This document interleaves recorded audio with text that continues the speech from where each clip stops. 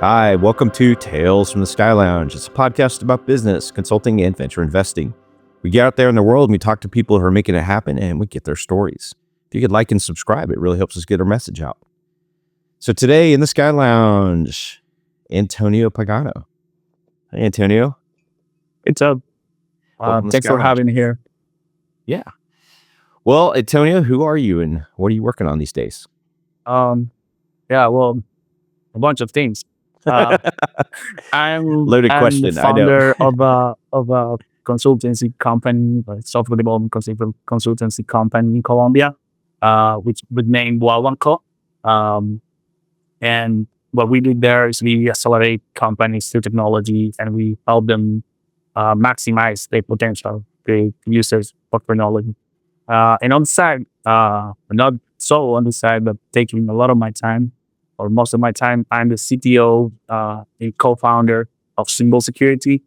Cybersecurity is a software as a service platform that provides cybersecurity awareness to multiple companies.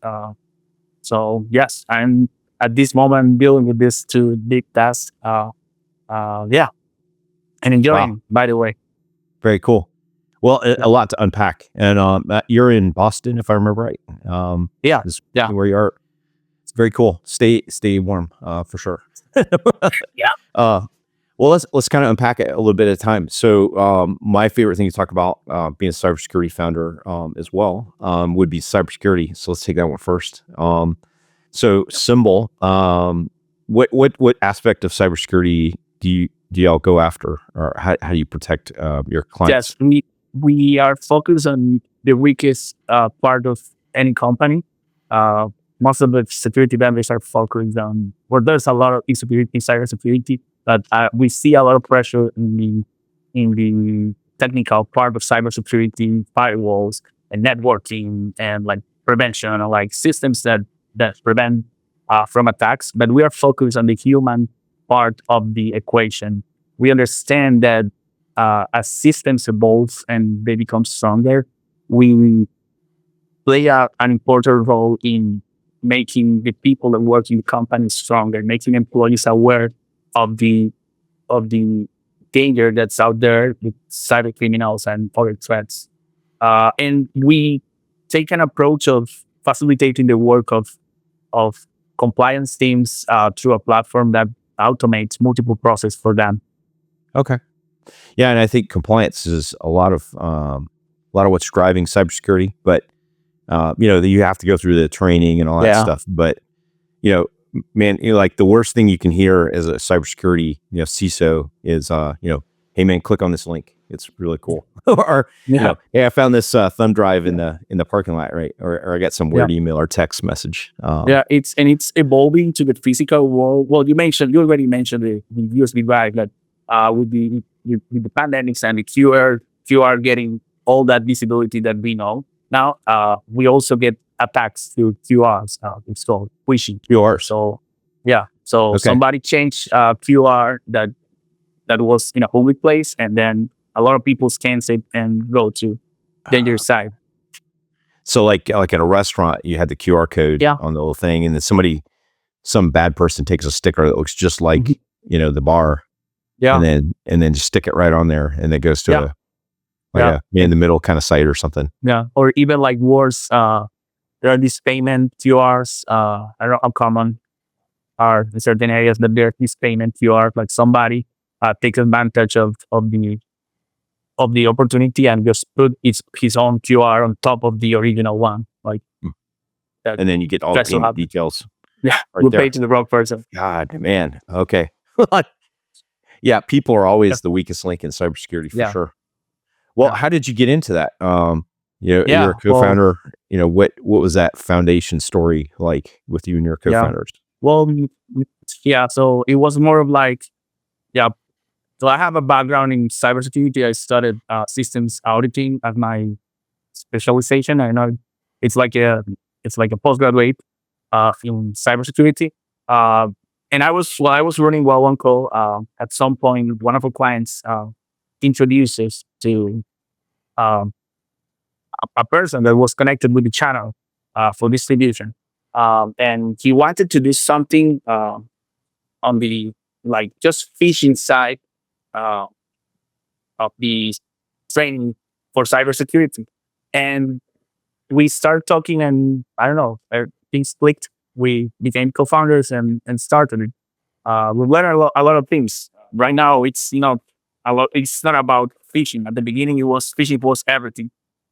Maybe the node force or like other big players at the moment were not as big as they are right now, and there were not as many players, but we were trying to like gain a space there, and then we shift our approach towards a more human centric one, towards one that allows also to create out efficiencies to automation for different actors in the game, so not just the employees in the company, but like people taking care of those cybersecurity awareness programs. So, and that's where we are right now, trying to accelerate the processes within a cybersecurity awareness program. Mm-hmm. Do you feel like phishing is evolving? So like I started a company in 2008 to go after a more robust login experience using cryptography. So we got in front of some interesting websites, like adult dating, that kind of thing, and they had very serious problems with people. I guess catfishing is the word, but they go get an anchor from Russia, get their picture and then make that their headshot. And then they would kind of like, try to get you to pay $500 for a plane ticket somewhere. Is that still going on? Has it gotten more complicated? Yes, I think that like there's a lot of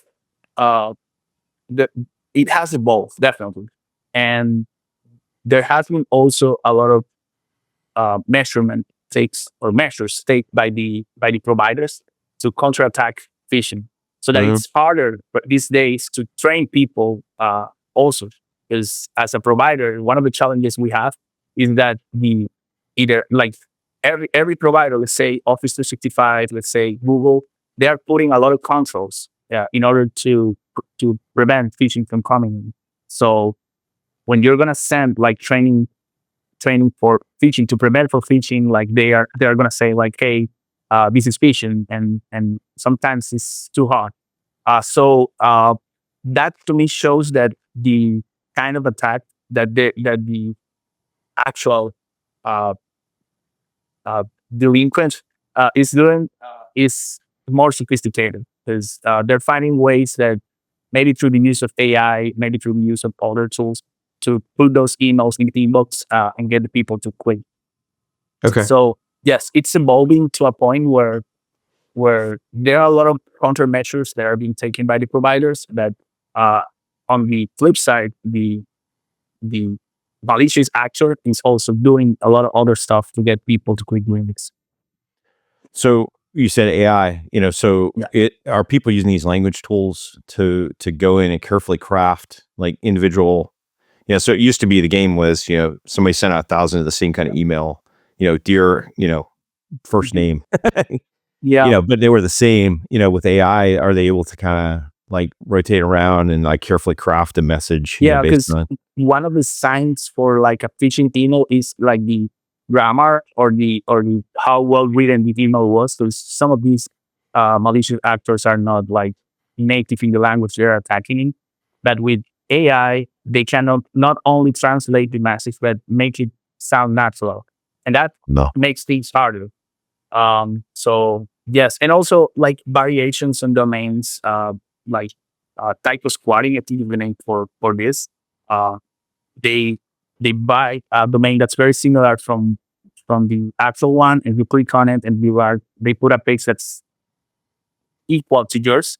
So yeah, so the AI would facilitate all of those things. Um, yeah, probably not with a provider, I don't know, like OpenAI or Anthropic, but they would use like their own version of Llama or something like that. Mm-hmm. Yeah. And so you're seeing that now where we're seeing, yes. Scams. Okay. Yes, we're seeing where the scams are becoming more sophisticated. Yeah. Are they surveilling the inbound and then adjusting the message in real time? Is that happening yet? Not that I've seen, but probably they're doing that, but probably they are reacting to that sort of behavior. Mhm. Because at the end of the day, like social engineering in general, not just phishing, takes advantage of our behavior and just uses it to whatever they want. So Mhm. And then you got any like crazy stories? I always heard of like, the CFO gets pinged, the old Apple iCard scam, yeah, oh my God, you got to go right now. It was like when crypto was kind of early, you yeah, gotta move this stuff real quick and then it's gone. Yeah. yeah. We have the one that comes to my mind is we had this big client who we're working with. They're very proactive in what they do. They train their people. They monitor, we they monitor domain variations and so on. And Uh-huh. at some point, they are working with a contractor, and this contractor sends them like somebody out of the blue within the same thread jumps in and say, "Hey, we're changing the payment address, the payment details. Uh-huh. So hey, please pay to these new payment details." And like the team was so well trained that they identified uh, the they identified that this was not from the same domain. The difference was there and had just a single letter in the domain. God. Wow. How did they do it? That's probably another story. But Uh-huh. the customer came to us and says, "Hey, we thought we were monitoring our domain variations." And we say, "Yes, you are."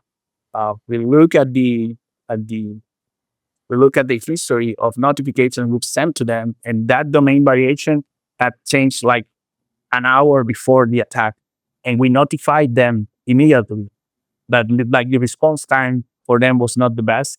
So that it was good and a good validating point for them to use this domain monitoring service that we have and help them a lot. Yeah. So that So and yeah, just looking at simple things like, did the domain yes, change or is this something a little off? Yeah. yes, So you're looking for super subtle things like Bank yes, America, so Bank America. Um, yeah. yeah. Wow. And then, so do you coach people on, implementing business controls? Like, Mhm. if it's over $100,000, $10,000, the Yeah. CFO, agrees to walk down the hall and talk to the CEO or do it on Slack or some other channel or what, Yes, that was how do that you, was actually the trigger. That was the trigger for like the payments person or the controller. Like she saw it and she was very smart and said like, "Oh, I know that if this is a big deal. Like I cannot just pay this guy to account. Like it got to go through the process." So it helped. Like, again, it was good because uh, it helped validating that it works and it make us gain a lot of credibility with this big client. So it was great.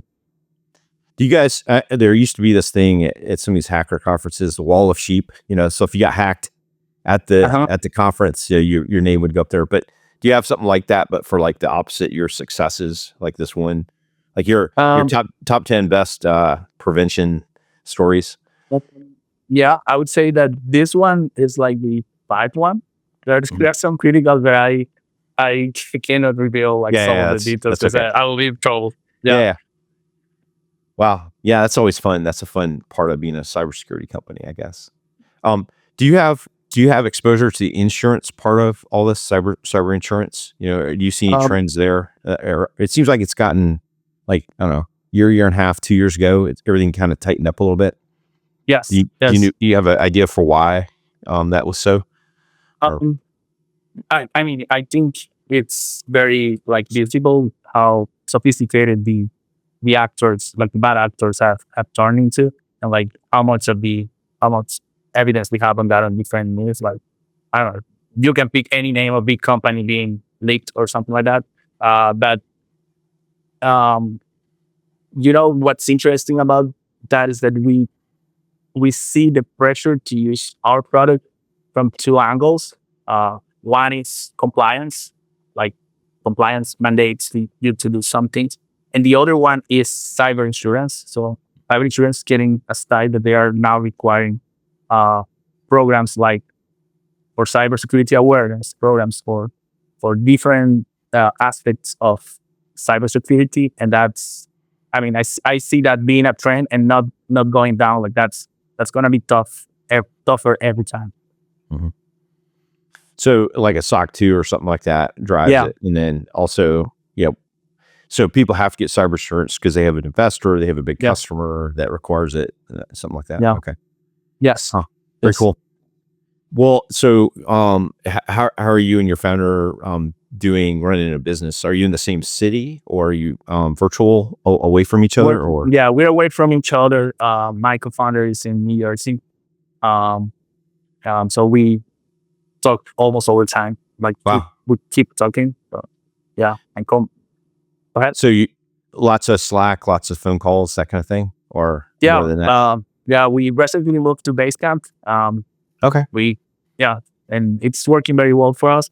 But yeah, we do a lot of like async work and reading kind of work. But I mean, meetings are unavoidable. We have to meet. We got to see each other every day, I would say, and talk about things that we have to polish and everything. So it's great. How often do you go up there, or does your other founder come down to you? We see each other, I would say, 5 times a year. At least we would see each other for like 4 times for the board meetings that we had. But beyond that, we would see each other like, I would say 2 or 3 more times. So maybe 8 times a year we see each other. Yeah. Like anytime I have the chance, I go and say hi. Like the connection, I feel it's important. Like having that connection between founders, like there's something about virtuality that abstracts human connection or parts of the human connection. And I find that it's really important to stay in contact. Maybe there's a cultural aspect to that, but yeah. I think there is absolutely. I don't know. That's just like a country culture. I think it's a company culture. Yeah. It's important. People that stay connected and stay, make time to go see each other tend to do pretty well. It's hard to get mad at somebody that you're gonna have to be in the same room with, but sometimes it's very easy if they're just on the other end of a computer, just to go, that jerk. So are you guys backed by? Did you take outside funding? You said you had a board. We're not. We are 100% bootstrapped. Good for you. And yeah, at least for the moment, I like that. We're like, our cybersecurity company is 6 years old, and we haven't ever taken outside money. We thought about it at some moments, but we figured out to optimize things and to grow to the income from our clients and from different source of revenue, which is something interesting. Like sometimes the constraint create the opportunity to find ways to do things, and not having like infusion for like not having a lot of cash makes you think about how do you efficiently do things. So yeah, I keep saying this, and I keep talking about this with my wife. Like sometimes what you don't get gets you something. It may sound counterintuitive, but you get something from that. And I think in terms of funding, we're still on the side of not chasing money, but I don't know, maybe we get the appetite later. We're not close to that. Yeah,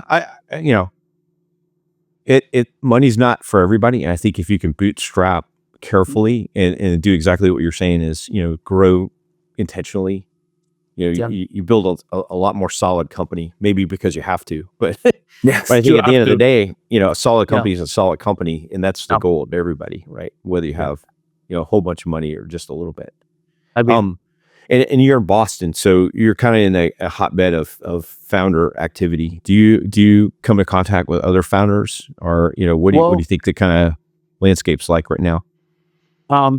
Yeah, well, probably through my other company, I get through Wawandco, I get a lot more connection with founders because we help them like accelerate their companies to the experience that we have at Wawandco. So yes, I'm always in contact with other founders, learning from their experience and sharing my experience with them. So yes. Let's talk about Wawandco. So how did you've been doing that for a while. So how did you get started with that? And then maybe back up. What is it at first? Yeah, for sure. So so Wawandco provides like software development uh, teams to different companies, and that includes like design, quality assurance, DevOps, and of course programming. Um, and yeah, so I've started that uh, 12 years old, 12 years ago. And I say 12 because it's turning 12 years in 2 days. Oh, wow. And yeah, we're celebrating. Congratulations. Yeah, thank you. And I started this. I started Wawandco. Probably I was working for as a developer. No, I was working as a developer at a company, and then I got the opportunity to work with a U.S. company as an architect. Um, and I got that opportunity, and that company that I went to work with ran out of money. They were funded, that they ran out of money, and I had to figure out what I was gonna do after that. So I started consulting, and through that consulting, I was able to grow client base to the point where I started hiring. I took an approach that's unconventional, so I hired uh, people from college didn't have expertise, and I trained them on the things that I was gonna use them. Use doesn't sound very good, but use them to help me with. Mhm. And well, to this year, that person that started still works with me, and we're very close friends. And that's how everybody in my team has has come to us. So yes, it's unconventional, but it has worked to create a culture that's um, very tight in the sense of being connected, that encompasses same values and so on. So yes, that's how I started it.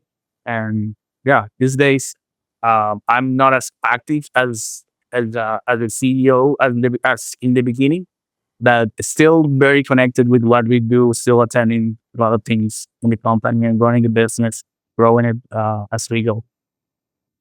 And where are most of the developers? Yeah, most of our developers are in Barranquilla, Colombia. Okay. That's the north coast of Colombia. Um, yeah, It would be nice to be down there today. I mean, Atlanta, it's like yeah. minus something Celsius. Yeah, I yeah, find yeah. It'd be cool. Um, so so do you have a staff down there in yes, Colombia that helps you? yes, And then how did you kind of start from one guy, to building out this team of people? yeah. It's interesting because your role as a leader starts to shift as you Hmm. go. So you start from, and it shifts because you start encountering two variables that change. The first one is the number of people, and the second one is the expertise of the people that you have. So you start with, as I mentioned, with somebody that didn't have much experience, and it was just one person. So you got to do more like very close follow up with them, like, hey, what are you doing? Do it this way, and so on. But as they grow, you gotta switch to a mode where you give freedom to the people because they have the experience in good things. You don't want to be in the middle. That's that variable. And the other thing is number of people. So if we are 3 or 4 people, like you got contact with everybody. But at the moment we're 45 person, and it's with 45 people, and it's really hard for me to be in touch with everybody. But I still try and find like skip level meetings to catch up and so on. At any rate, it's impossible to like manage people. And I think there are like, I think it's the variety requisite law, which states that maybe I'm going too technical here, but there's a control law that says that in order for a system to be controlled, the controller entity needs to have the same parts plus one than the controlled entity. So the controller needs to be more complicated than the thing being controlled. So a Okay. person cannot control another one because we have the same number of parts. And now talk about 5 people. Like controlling in terms of humans is it's an illusion. Hmm. Anyways, I may have gotten too technical No, there no, it's too. interesting. So, we talked about this with another crowd earlier this week. Culture, and then that, as a founder, you pick the first couple people, right? So your cultural values, corporate cultural values are going to inherently be involved in those selections, right? So after you pick the first couple people, at some point you can't control everything, or you can't influence everything. You can't be everywhere. And then something happens around, I don't know, 20, 25 people, maybe more, maybe less. And then that second generation hires that third generation.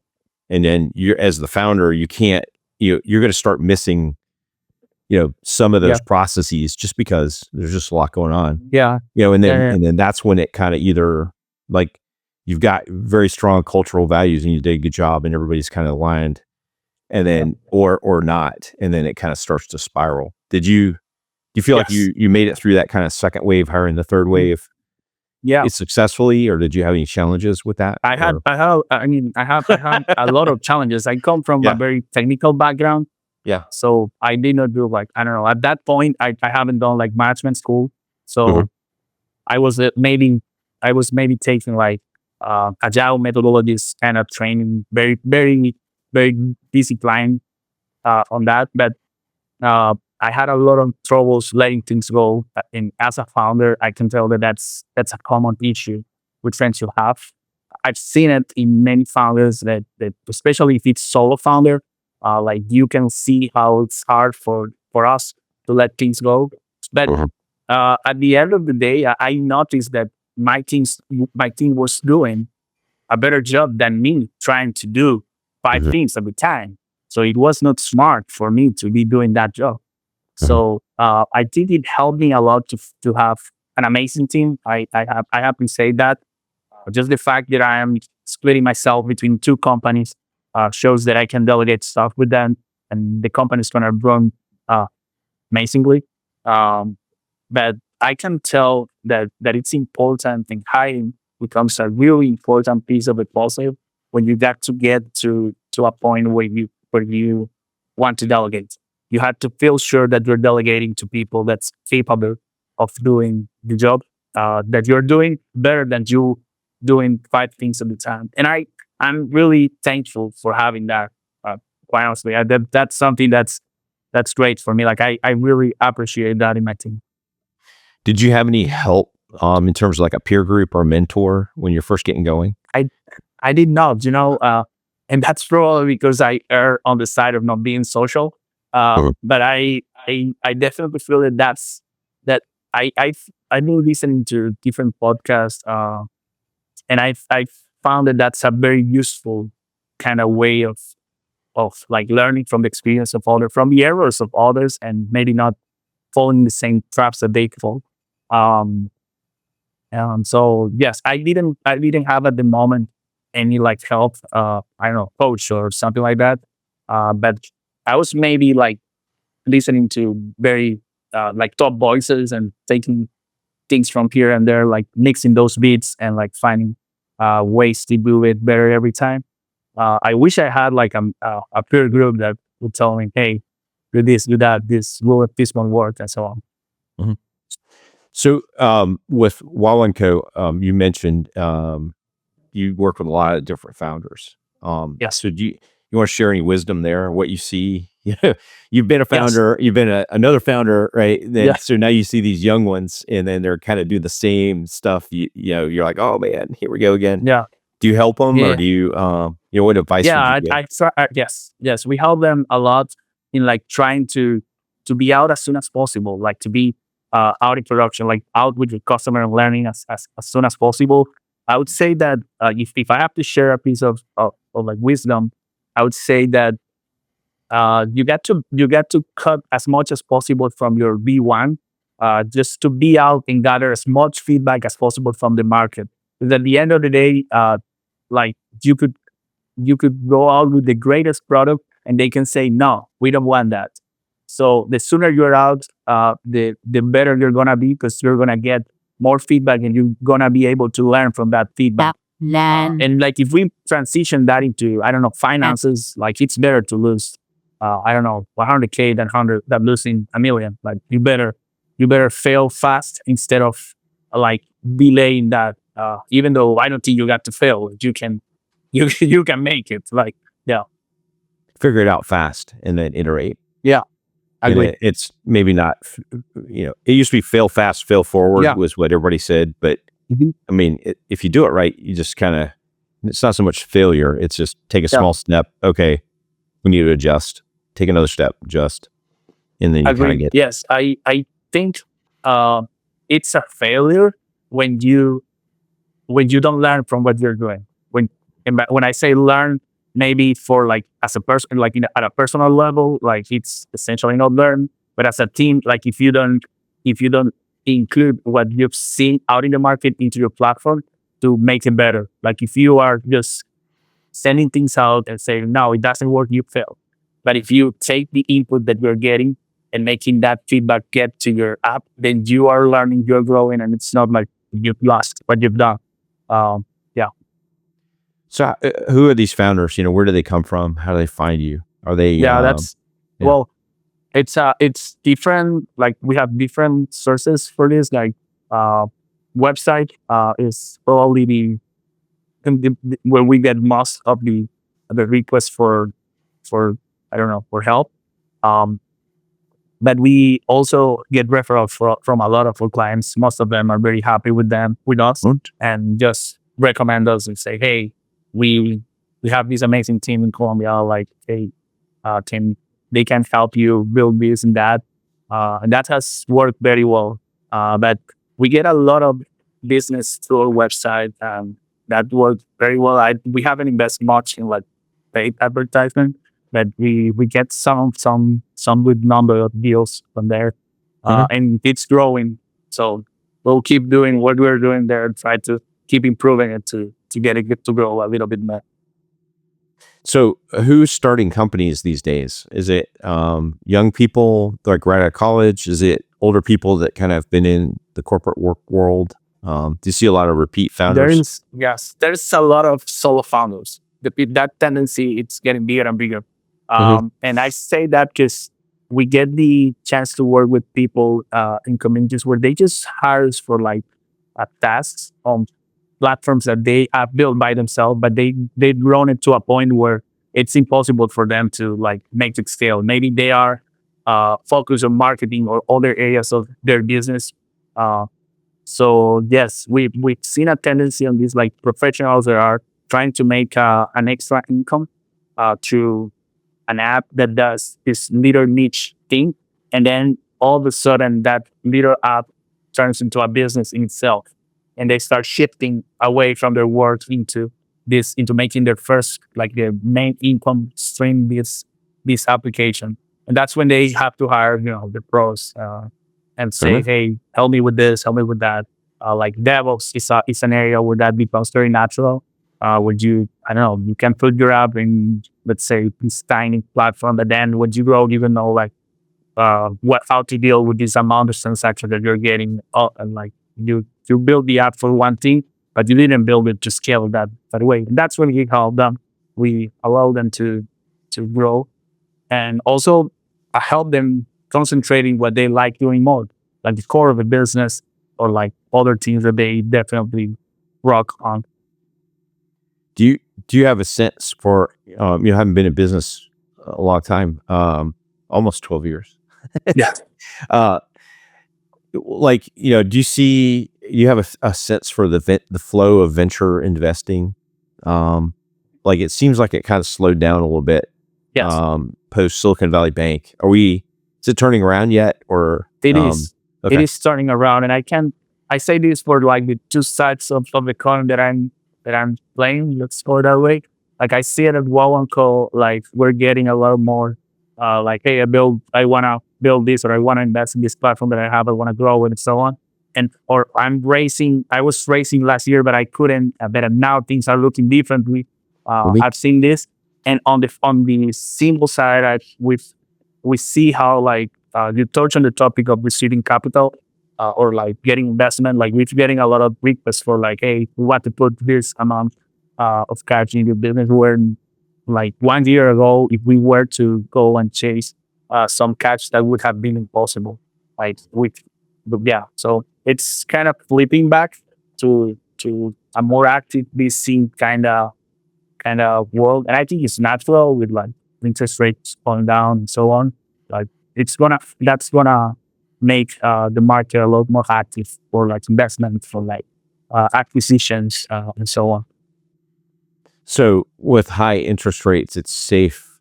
You can make a decent amount of money in a safe way. So then, therefore, why chase riskier investments? Okay. Yeah. And then now that the interest rates are coming down, everybody's got to go up the risk curve a little bit, and that's the theory. Okay.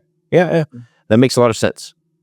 Yeah, let's hope 2025, is the resurgence of venture, or at least, what I see is a lot of smaller companies starting, so nobody's chasing that huge check right now. But people are doing exactly what you're doing, get started, throw a little bit of money in with your friends, and then, kind of start small, grow slow and methodical, and then make a nice little business. And when you think about it, it's an effect of like not having. Somebody said that the free money, it's no longer there.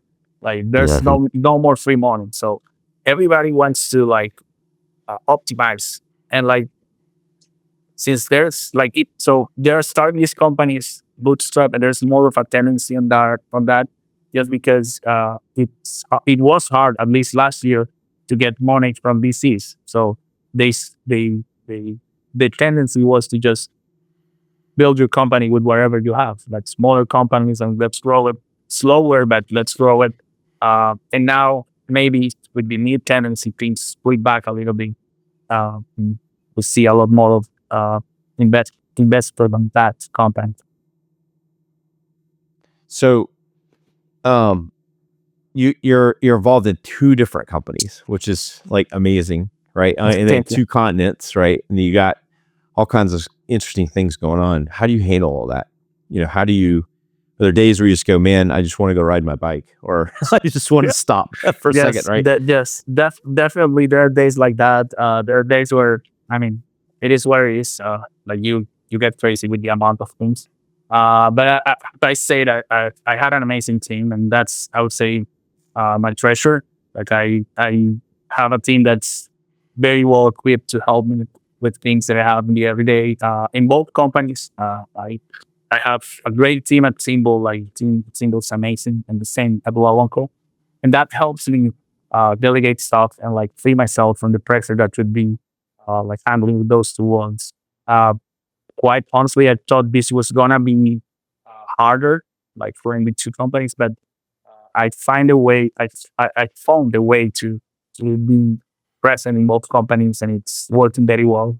I found a way to be supportive of my co-founder, and just being there when I can like be backbone of the platform, like being there to keep things running, keep things working very well.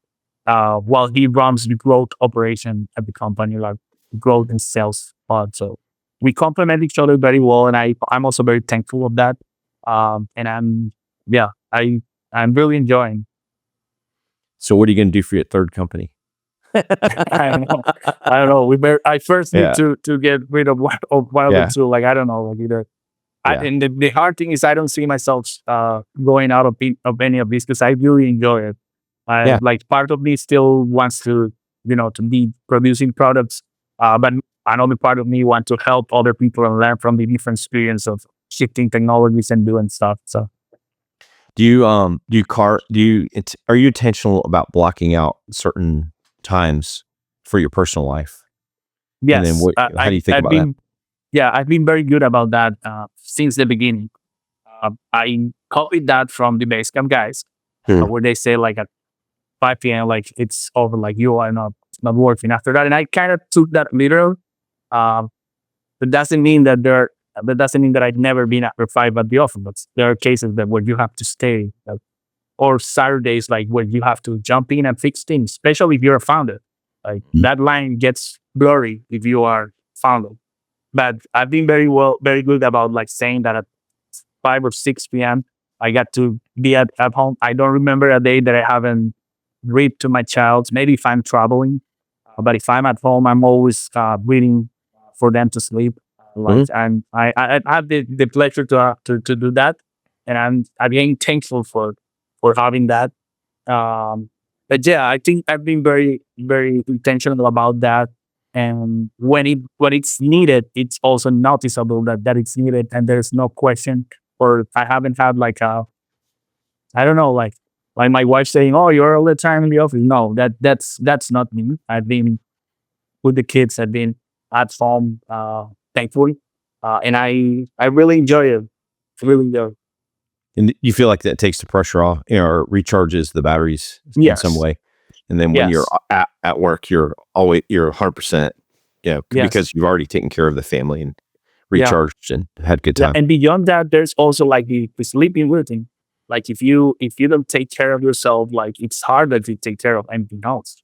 So like sleeping very well, like doing exercise, like whatever you do, like if it's cardio, if it's weightlifting, like whatever you do, like I think it's important to it kind of also de-stress you from whatever you have in the office or in the rest of the world. And it also it's important to, as you mentioned, to recharge. So yeah, I think that like being like as I said, like having those constraints help you focus on things when you are working or when you are at life.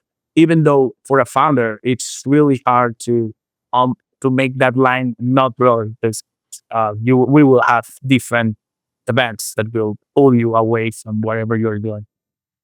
Do you have a favorite sport that you grew up playing, or are you involved Oh with any? yeah, yeah. I grew up playing. I was very active into sports. My I'm a child of two gymnastics teachers. So No kidding. Okay. yeah. So I was very active in sports since my 4 years, I would say. And my father took this approach of multi discipline, multidisciplinary Yeah. training where I took different sports as I was growing. And then at the end, I decided to pick one, and I decided to play volleyball, even though I'm not really tall. Okay. I'm actually normal size to go that way. Yeah. But I played a lot of volleyball. I played baseball. I did BMX. I did a lot of sports in my young age, and I still do some volleyball there. My wife also used to be a volleyball uh, person. She was part of the national team, so she's kind Okay. of the star of the house Okay. on that side. Yeah. And I'm surrounded with a lot of people that play sports. My team at Wawandco also it's compounded by many people that plays different sports. So Okay. that's yeah. A lot of successful people have some kind of sports background. What do you think it is about sports that, Yeah. helps you be successful in business? I yeah, there's definitely a connection. I try to say that I learn more in playing on a team sport than being on my MBA. And Mhm. I kind of sustain to some degree that's kind of real. Like my top management lessons come from my experience in sports. And then when I get to like I don't know MBA or starting or graduate, then I solidify those learnings through theories or through other things. But I can see how cooperation, or how being part of a team, understanding that you are just a part of a system that's bigger than you, and that you got to behave in the sense of the wellness of that system, will definitely play a good part in the success of some individuals that have the chance. Now, I've seen individuals that play like individual sports and also have that mentality of like chasing things, of like being very disciplined about themselves, or of like self-respect, like self-respect to work, respect to the work that you have to put into things. I think there's something in there, and I'm definitely gonna repeat the formula with my kids. I don't know if they're gonna be entrepreneurs or but what they're gonna do, but I think it serves very well for as a foundation. Yeah. Teach you how to work hard, teach you how to Yeah, take coaching, teach you to, be a part of a something bigger than yourself. Those are all great yeah, I values. agree.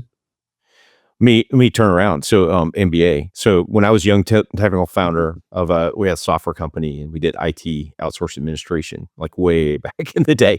All of us were nerds, right? And we all met in technical jobs, and then kind of in spite of ourselves had some success, but we'd always fight about all the non-technical, the marketing, the business, the finance, advertising, how much we pay each other, and then we figured it out, right? But I got an advertisement for Emory MBA, executive MBA, and it was like, here's the subjects we cover, and I thought, holy crap, like that's what we're missing right there. Like, did you have a moment like that where you took, why did you decide to get an MBA, and then what did it unlock some things for you, like it did? Yes. So I decided to take an MBA after Wawandco was probably 8 years of existence, and some of my colleagues or classmates, I have to say, they asked me like, "Why are you here?" And I was like, "Well, I have to explain." So I was reading at the moment Ryan Holiday's "Ego is the Enemy," and one of the things he mentions is that you got to be always in that apprentice and position. Uh, and I thought to myself, like, hey, if I think that I know everything, then I will not learn. So I decided to go there, and I actually learned a bunch of things. And interestingly, from parts that I didn't expect, from sections that I didn't expect, from interactions that I didn't expect, I learned so much. But just putting myself in the position of learning, like, and I think that's important. That's key. Not just for like, uh, let's say, education, but also for a founder. Like, you cannot think that your hypothesis, that the thing that you're putting out in the market is correct. I mean, it's like it's a fact that you got to validate that. You got to learn from the market. You got to incorporate what you learn and take that with humility and like this redo your hypothesis and go again and learn again. And yeah, I think it's important. So maybe I I sidetracked the conversation with that, but No, yeah. but the reason was particularly that I was reading at the moment Ego is the Enemy, and that book made me think about that. Like, hey, I can put my ego on the side and learn. Like, that will benefit me a lot. And thankfully, that worked a lot. And I keep that in mind. That yeah, whenever we are not in a position to learn, it's hard that anybody will teach us anything. So once you get to that executive level, you have so much inbound information. You have to process it so quickly. Your brain just it doesn't have a lot of time, to go back and read a business book or watch a podcast or something. Do you do you find that that's true? And like, how do you replace that? I know you probably read a lot of business books early. Do you still read a lot of business books? I do. Yeah. Well, I do read a lot of books. Yeah. And I try not to push myself too hard, but I read 20 books past year. So I'm constant. I'm there, like, pushing every day, Cool. 5-6 pages, and that takes me to where I want to be. Okay. So just a little bit at a time, and then you always have something you're kind of in the background learning. Yeah. Which one are you working on now? Or do you have a book? I'm currently working on Nassim Labs, Fooled by Randomness. Okay. And I have this. I want to read this five-book series. It's really interesting because he talks in a way where he's a statistician, and he talks, or mathematician, and he talks about the randomness and how is it included in different areas of our life. But the way the book is presented is more of a conversation that he's having. He's like talking in a very natural way, but touches on many topics that we see every day, and like how we ignore that randomness is there. That beyond like doing all the good things that you have to do, there's a little bit of randomness that you will play. So yeah, makes life interesting for sure. yeah. Well, yes, Tales from the Skyline is all about travel and getting out there in the world. Do you have any great like travel stories you wanna share with us? I know you have a couple. Yeah.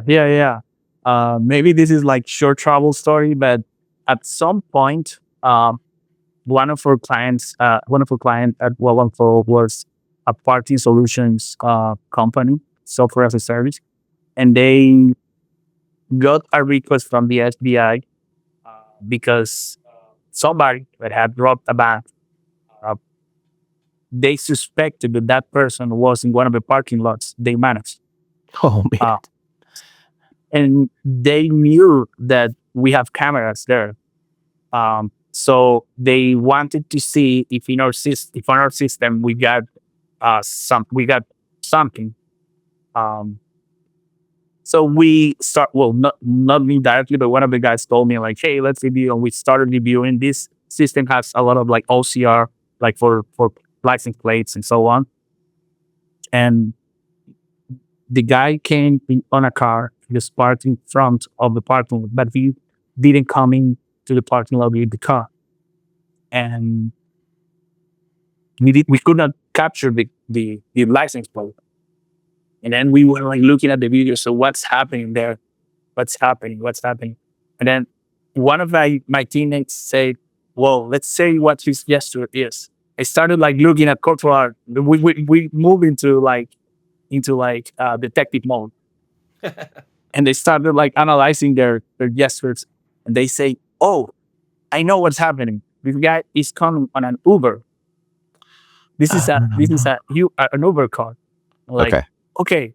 So from there, we told that was an Uber, that we thought that was an Uber. And we got like 2 weeks after that, we got the email from the FBI saying they captured the guy. Okay. They called Uber and said like, at what time, at X time, somebody was left at this place. Can you determine who was it? And like, well, this was displayed. They called the person and beat all the trace guard to find the things and so on. Wow. Yeah. Very cool. Wow. Yeah. That's a crazy story. Yeah. How often do you make it down to Colombia? Is that kind of an interesting travel experience? It is. I have to say that there's a lot to see in Colombia, a lot to miss as well. Mm-hmm. So yes, it is. And I definitely invite people to visit Colombia. There's a lot of amazing things to see. So yes, I move between the two sides, and I try to be connected with my Wawandco team. So they come and I go. And then that's how we kind of run. But we stay in touch. So I keep going there, and I keep, talking with them and in constant contact with them. You like connect through Miami? Is that like halfway? Yes. Yeah. And then, okay. Very cool. Yeah. Well, Antonio, it's been great having you on the Sky Lounge today. It's been great. Thanks for having me, and I really appreciate your time. Yeah. Well, how can people follow up with you after this on the internet if they want to get in touch with you? Well, you can find me on LinkedIn as Pagano Tony, or Twitter the same as Pagano Tony. Or you can find us on the website cybersecurity.com or Wawandco. Bye for now. Thanks for joining us in the Sky Lounge. Please like and subscribe to hear more from Tales from the Sky Lounge here and anywhere else you get your podcasts.